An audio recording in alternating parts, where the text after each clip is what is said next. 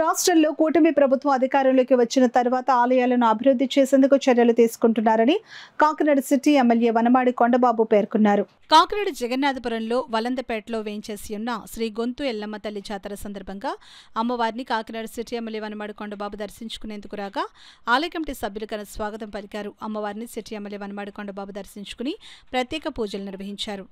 సందర్భంగా city MLA Vanamadi Kondababu మాట్లాడుతూ వలందపేటలో వేంచేసి ఉన్న 100 సంవత్సరాల చరిత్ర గల పురాతనమైన శ్రీ గొంతు ఎల్లమ్మ తల్లి ఆలయంను నేటి తరం వారు పరిరక్షించుకోవాల్సిన అవసరం ఎంతైనా ఉందని అన్నారు. కూటమి ప్రభుత్వం అధికారంలోకి వచ్చిన తర్వాత ఆలయాల అభివృద్ధికి కృషి చేయడం జరుగుతుందని అన్నారు.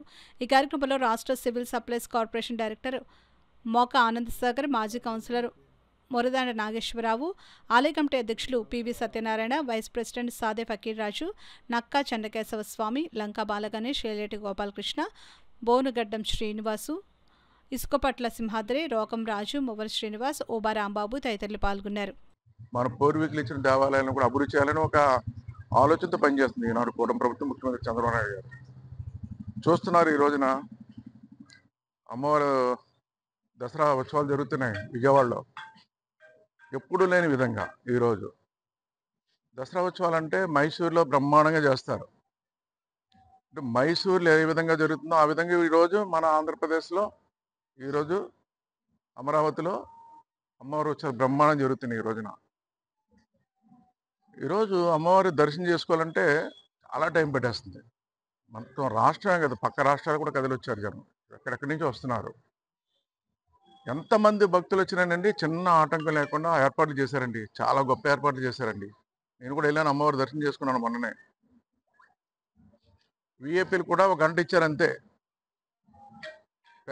సామాన్యంలాగే మీరు కూడా వెళ్ళి దర్శనం చేసుకుంటాను తప్ప ప్రత్యేకంగా విఐపీలను పెడితే అందరూ విఐపీలు అయిపోతారు, సామాన్యులకు ఇబ్బంది అవుతుందని చెప్పి ప్రభుత్వం ఒక సిస్టమ్ పెట్టింది ఈ రోజున. ఆ విధంగా ఈరోజు చూస్తే విజయవాడ వెళ్ళి చూస్తే ఏదో మైసూర్లో ఏదైతే దసరా ఉత్సవాలు జరుగుతాయో ఆ విధానం అట్మాస్ఫియర్ కనిపించింది. ఈరోజు ప్రభుత్వాన్ని చంద్రబాబు నాయుడు గారిని మనస్ఫూర్తిగా అభినందిస్తున్నాం మనందరి వైపు. భవిష్యత్తులో ఇలాంటి దేవాలయాలు అమ్మవారిని మనం కాపాడుకోవాలి, మన పూర్వీకుల ఆశయాలను నెరవేర్చాలి. అదేవిధంగా వలందపేటలో ఇప్పటికీ మన రామాలయం బ్రహ్మాండం కట్టుకున్నాం.